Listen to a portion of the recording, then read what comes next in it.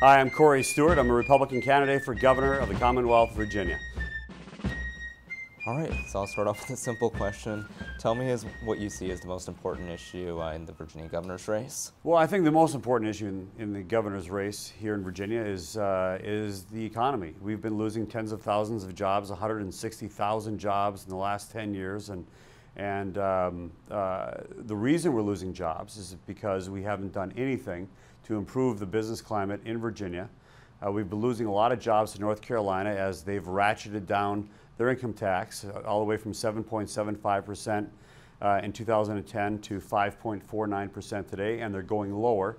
And as that has happened, jobs have been they've been leaving Virginia, they're going to North Carolina and other states. And what I want to do about that is push through the biggest tax cut in Virginia's history. How would the elimination of the income tax encourage new businesses to start here? Well, that's a great question. The answer is this, is that 80% of new jobs are created by small businesses, and most small businesses are not incorporated. They pay their taxes at the personal income tax rate.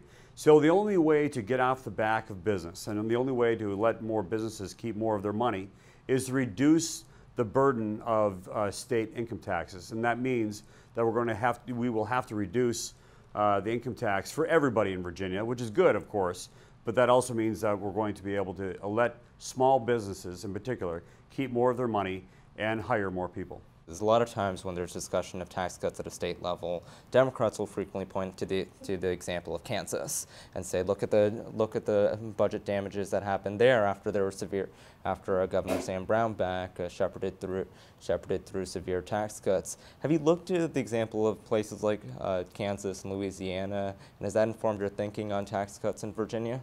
Not at all. I mean, I think, look, if you're going to have, and here's the difference between Ed Gillespie and me. Ed wants to cut taxes without cutting spending. You can't do it. And if you try to cut tax bills but you don't cut spending, then you get yourself into a deficit situation, a shortfall situation, and that, in fact, does jeopardize the state's AAA bond rating status and causes a whole lot of problems.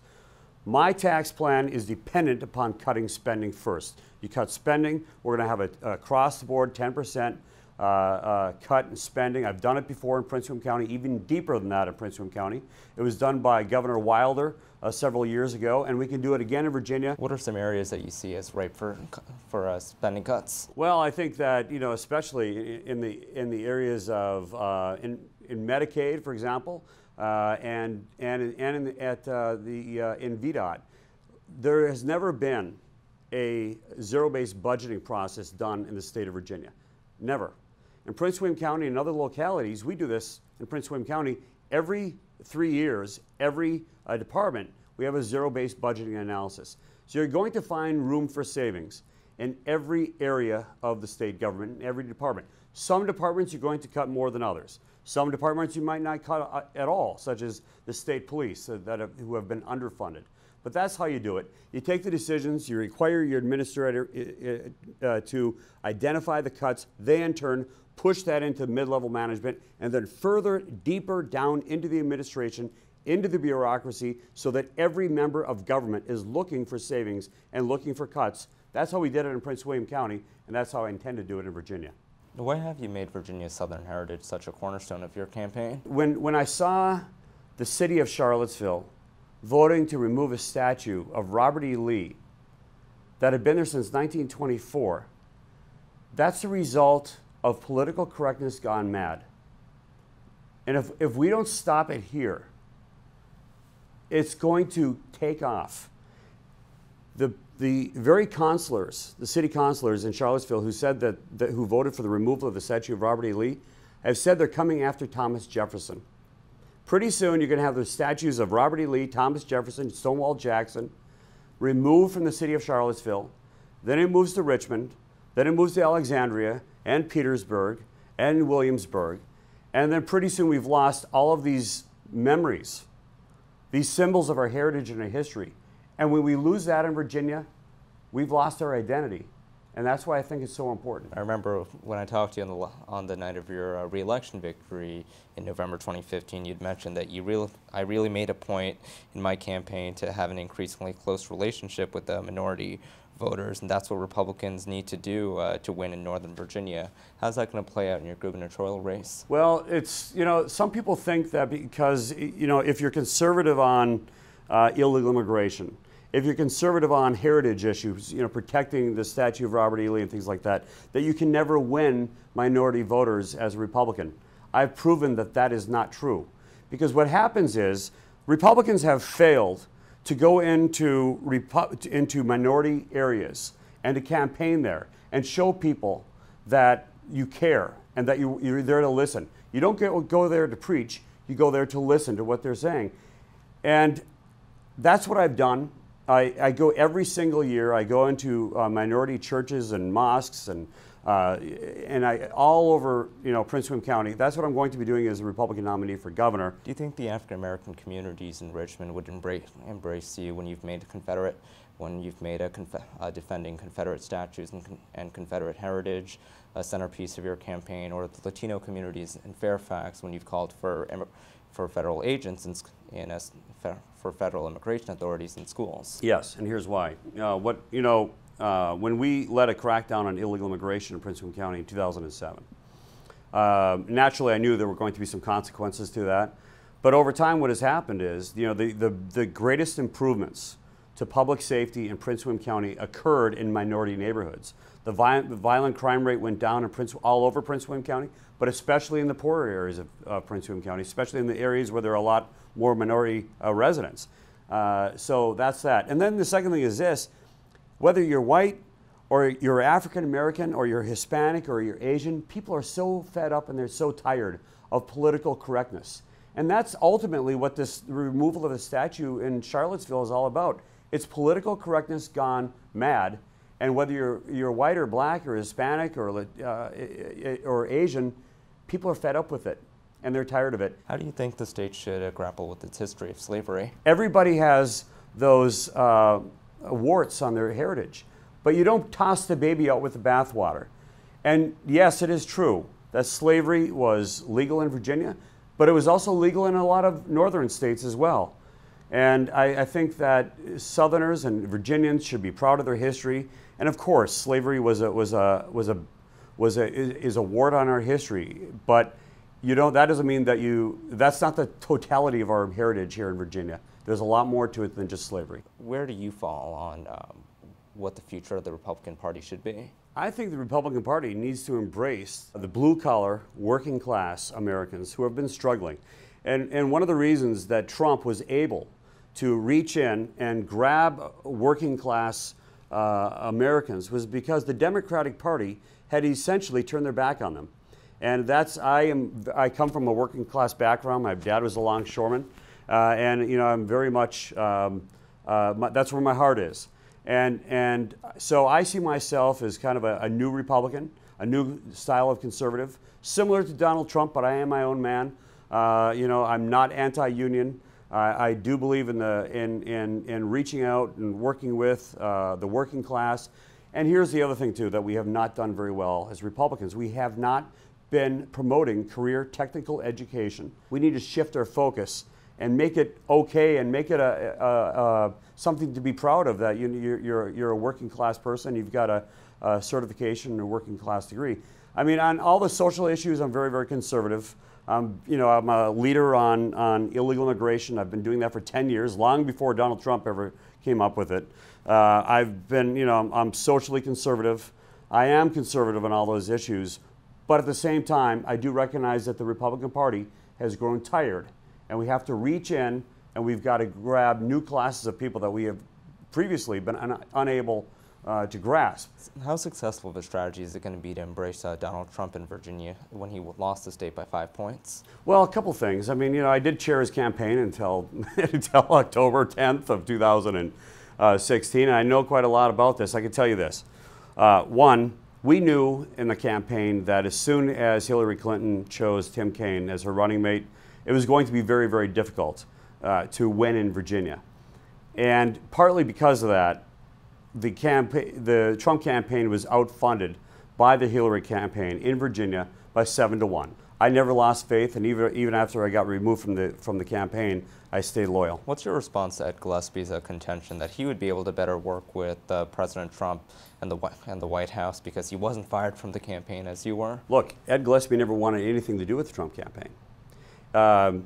He would never show up at a Trump rally. Ed Gillespie never showed up to a single Trump rally. He was one of the first Republican politicians in America to condemn President Trump in the aftermath of the Access Hollywood scandal. And that has not been lost. That message has not been lost with the Trump administration. Even after I got removed from the Trump administration, from the Trump campaign, I stay loyal.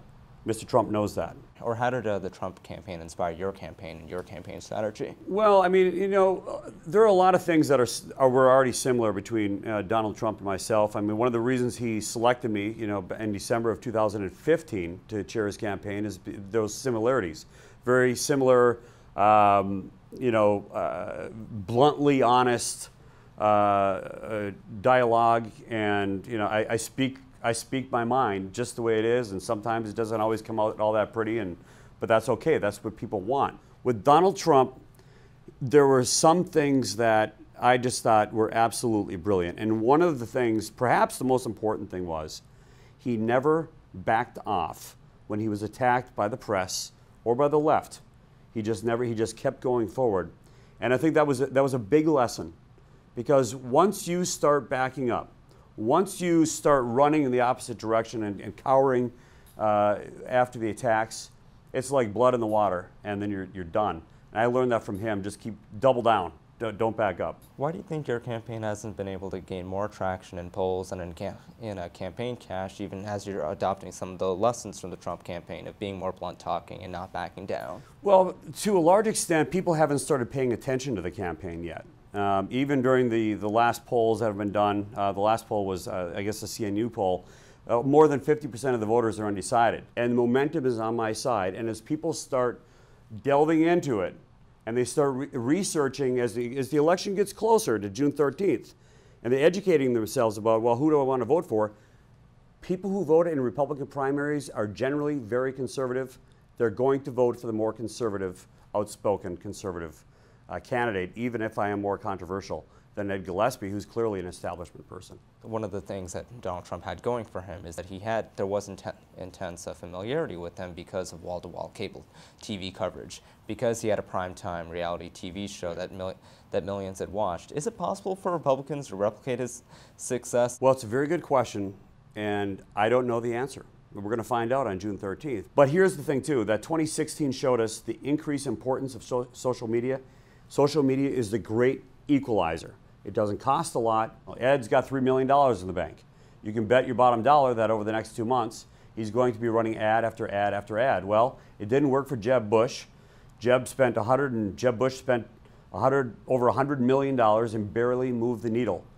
Ed Gillespie is going to try the same thing, and I'm betting that it will fail for him as well. Looking ahead to the general election, what would make you a better general election candidate against Ralph Northam or Tom Perriello? I'm the only one who's won in Northern Virginia.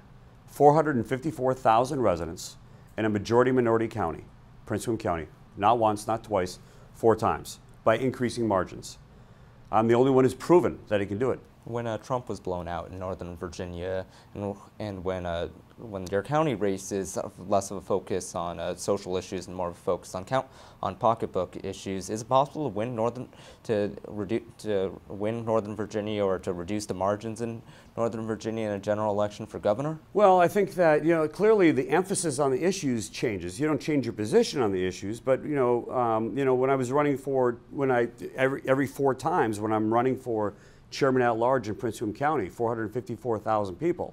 You have to stick to the issues that people care about the most. And then, clearly, coming into the general election, they're going to be a little bit different than what they are in the primary, and we're going to be emphasizing those, especially the income tax cut to get more jobs in Virginia. People are very, very concerned about the economy. And I can speak because I've led on this issue. I've already cut spending.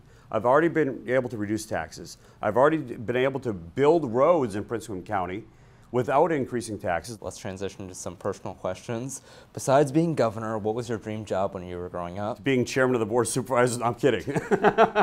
No. You know, I studied at the School of Foreign Service at Georgetown University. I'm very, very interested in foreign affairs and international relations. So I wanted to be a diplomat. You know, maybe be the ambassador for someplace. You know, I met my wife Maria in Japan when I was teaching English. I love traveling. I love you know, other cultures and studying about them. And so if it weren't politics, it would probably be, you know, working for the Foreign Service. When you're not doing your day job as a lawyer or attending county meetings or on the campaign trail, what's your guilty pleasure? What do you do to unwind? Believe it or not, I like gardening. I like, we bought a historic plantation named the Bel Air Plantation back in 2012. I've got a tractor. I like working on the property and removing brush and, you know, taking care of the property. I love outdoors work. Yeah, okay.